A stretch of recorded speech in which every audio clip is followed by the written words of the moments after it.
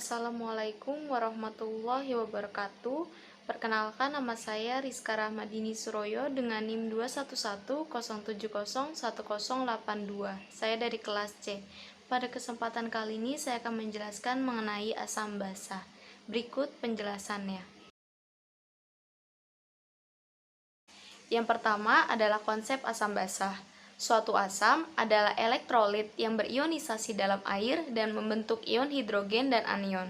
Suatu asam adalah suatu donor ion hidrogen dan karenanya meningkatkan konsentrasi hidrogen larutan bila ditambahkan.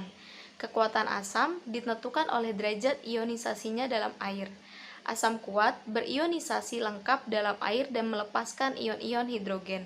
Asam hidroklorida atau HCl adalah asam kuat karena 99,9% molekul HCl berionisasi dalam air murni.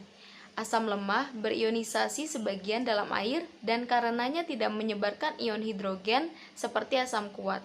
Keasaman suatu larutan bergantung pada seberapa banyak asam berdisosiasi. Selanjutnya, suatu basa adalah substansi yang dapat mengikat ion hidrogen. Suatu alkali adalah substansi yang mengandung basa. Basa kuat mengikat ion hidrogen. Hidroksida seperti natrium hidroksida atau NaOH mengandung ion hidroksil atau OH. Suatu basa kuat. Basa lemah mengikat sedikit ion hidrogen. Natrium bikarbonat adalah alkali lemah yang mengandung ion bikarbonat, suatu basa lemah. Bila natrium bikarbonat ditambahkan pada air, akan berdisosiasi lengkap. Ion bikarbonat mengikat ion hidrogen dan membantu asam bikarbonat. Karena suatu basa adalah akseptor ion hidrogen, tambahan basa pada larutan yang mengandung ion hidrogen menurunkan konsentrasi ion hidrogen. Sebaliknya, terjadi bila suatu asam ditambahkan. Selanjutnya adalah mekanisme perubahan asam basa. Yang A. Perubahan keseimbangan asam basa. Karena konsentrasi ion hidrogen darah akhirnya mempengaruhi konsentrasi ion hidrogen cairan tubuh, dan karena darah mudah diambil untuk analisis kimia, darah arteri digunakan sebagai contoh cairan tubuh dalam mengkaji keseimbangan asam basa. Evaluasi klinis terhadap status asam basa individu mencakup penentuan pH darah arteri, PCO2, dan HCO3. Selanjutnya, kita akan membahas asidosis dan alkalosis. Yang pertama itu ada asidosis. Asidosis dalam cairan tubuh mengacu pada peningkatan konsentrasi H+ di atas normal atau penurunan pada HCO3 di bawah normal, yang mengakibatkan penurunan pH cairan tubuh sampai 7,35. Sumber kelebihan ion hidrogen atau perubahan rasio H2CO3, HCO3 dapat berupa pernapasan atau volatif, atau metabolik atau non-pernapasan atau non-volatif.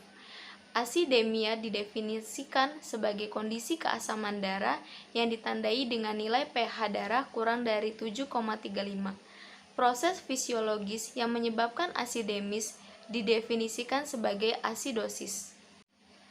Nah, selanjutnya itu ada alkalosis.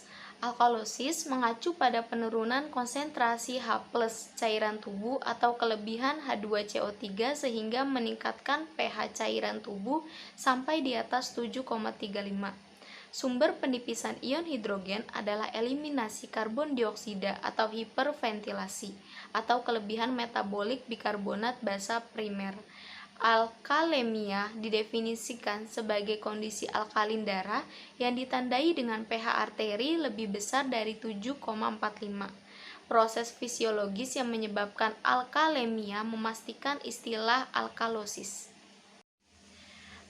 Selanjutnya itu ada gangguan keseimbangan asam basa dapat timbul dari penyebab respiratori atau metabolik.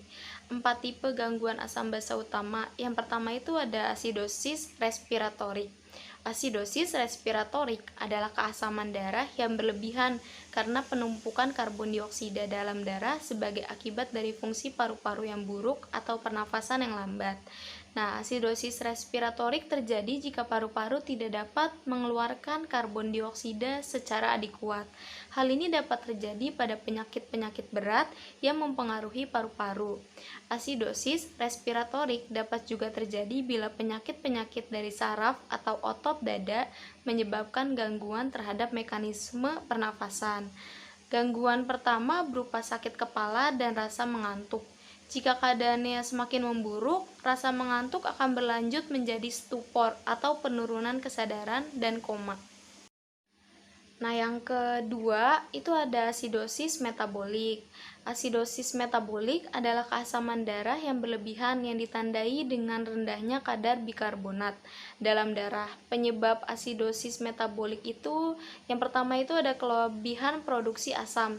Pada asidosis diabetik atau asidosis laktak, produksi asam dapat melebihi kemampuan ginjal untuk absorpsi dan ekskresi H+. Yang kedua, kurangnya cadangan dapar. Kehilangan ion HCO3 yang terbuang percuma melalui ginjal atau usus menyebabkan hipokarbonatremia dan asidosis metabolik. Nah, yang ketiga itu kurangnya ekskresi asam. Dapat terjadi pada penyakit ginjal kronik di mana ginjal gagal mengekskresikan asam yang diproduksi secara normal. Nah, asidosis metabolik ringan bisa tidak menimbulkan gejala, namun biasanya penderita merasakan mual, muntah, dan kelelahan. Pernafasan menjadi lebih dalam atau sedikit lebih cepat. Sejalan dengan memburuknya asidosis, penderita mulai merasakan kelelahan yang luar biasa, rasa mengantuk, semakin mual, dan mengalami kebingungan. Bila asidosis semakin memburuk, tekanan darah dapat turun, menyebabkan syok, koma, bahkan kematian. Nah, selanjutnya yang ketiga itu ada alkalosis respiratorik. Alkalosis respiratorik adalah suatu keadaan di mana darah menjadi basah karena pernafasan yang cepat dan dalam, sehingga menyebabkan kadar karbon dioksida dalam darah menjadi lemah. Alkalosis respiratorik dapat membuat penderita merasa cemas dan dapat menyebabkan rasa gatal di sekitar bibir dan wajah. Jika keadaannya makin memburuk, bisa terjadi kejang otot dan penurunan kesadaran. Selanjutnya, atau yang terakhir itu ada alkalosis metabolik. Alkalosis metabolik adalah suatu keadaan di mana darah dalam keadaan basah karena tingginya kadar bikarbonat. Penyebab utama alkalosis metabolik itu yang pertama itu penggunaan diuretik seperti tiazid, furosemid, asam etak, rinat. Yang kedua, kehilangan asam karena muntah atau pengosongan lambung.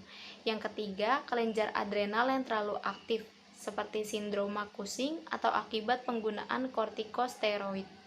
Alkalosis metabolik dapat menyebabkan iritabilitas atau mudah tersinggung, otot berkedut, dan kejang otot, atau tanpa gejala sama sekali.